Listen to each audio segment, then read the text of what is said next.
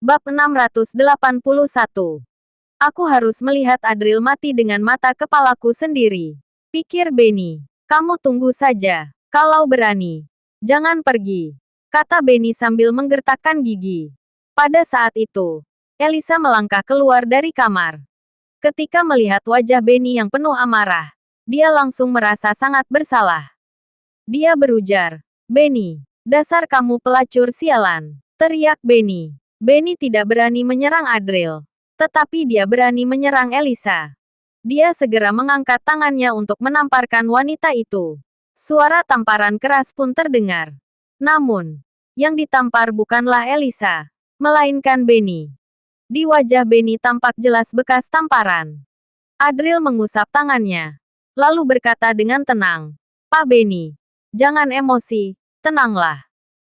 Memukul istri itu nggak baik." Elisa langsung bersembunyi di belakang Adril, merasa sangat aman.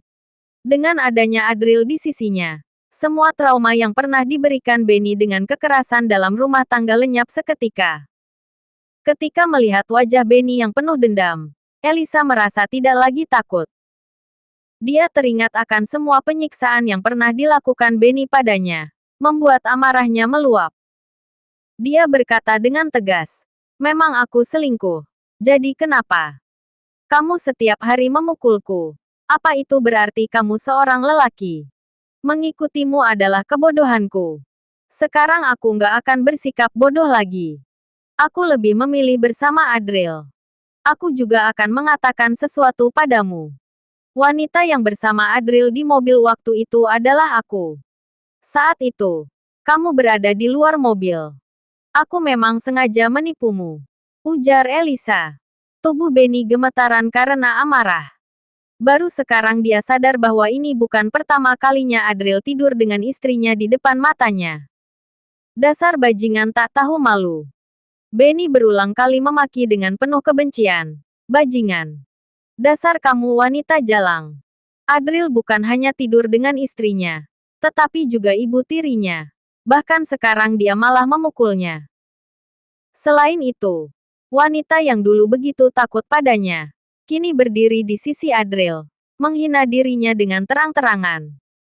Amarah dalam hati Benny membara seperti api. Ini membuatnya seakan hampir meledak. Tepat pada saat itu, terdengar suara dari lantai bawah. "Kak Rafa, tolong selamatkan kami. Bajingan itu bukan manusia. Dia nggak hanya menfitnahku sebagai pengedar narkoba, tapi juga masuk ke rumahku untuk memperkosa istri serta menantuku. Kami berjuang di garis depan, sementara dia memperkosa keluargaku di belakang. Tolong berikan keadilan untuk kami," ujar Yoshua.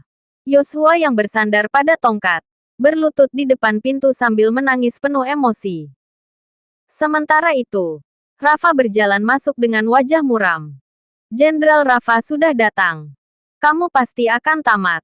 Benar-benar tamat," kata Benny. Tubuh Benny gemetaran karena kegirangan. Dia menatap Adril dengan senyum penuh kebencian, lalu berujar, "Apa kamu pernah dengar nama Jenderal Rafa? Dia adalah anak angkat Gary tak terkalahkan. Satu jari saja sudah cukup untuk menghancurkanmu. Tunggu saja kematianmu." Aku pernah mendengar tentangnya," gumam Adril. Adril mengangguk ringan, tampak acuh tak acuh. Sementara itu, Alia dan Elisa mulai merasa khawatir dengan keselamatan Adril. Namun, Adril dengan tenang berkata, "Jangan khawatir. Meski raja yang datang sekalipun, nggak ada yang bisa dia lakukan." Adril merangkul Alia dan Elisa dengan sikap santai. Ini makin membuat Benny marah. Saat itu, Rafa membantu Yoshua untuk berdiri dengan wajah yang penuh kemarahan. Dia berkata, "Siapa yang berani bertindak begitu lancang? Berani-beraninya menindas seorang jenderal yang telah melindungi negara. Aku akan memberikan keadilan untukmu." Wajah Yoshua langsung berseri-seri. Dia dengan cepat membawa Rafa naik ke lantai 2. Yoshua menatap Adril yang masih tersenyum. Wajahnya penuh kebencian dan kegembiraan saat berkata, "Adril, hari ini adalah hari kematianmu. Kak Rafa, bajingan inilah yang menindas keluarga kami. Cepat bunuh dia." Lanjut Yoshua. Benny langsung berlutut sambil menangis dengan suara keras. Dia berujar, Jenderal Rafa, akhirnya kamu datang. Tolong beri keadilan untukku dan ayahku. Ayahku telah berkorban demi rakyat kota Silas. Tapi kami justru diperlakukan seperti ini. Jenderal Rafa, kenapa kamu nggak bicara? Tanya Benny.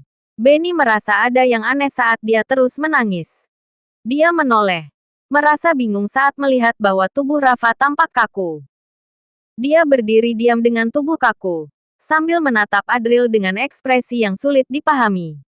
Rafa seolah melihat sesuatu yang tak masuk akal. Ada apa ini? Bukankah seharusnya Rafa langsung membunuh Adril untuk membalaskan dendam keluarga Herman? Kenapa dia terdiam seperti ini? Jenderal Rafa, tanya Benny dengan bingung. Pertanyaan itu seketika membangunkan Rafa dari lamunannya. Namun, kalimat berikutnya membuat Yoshua dan Benny terpaku penuh kebingungan.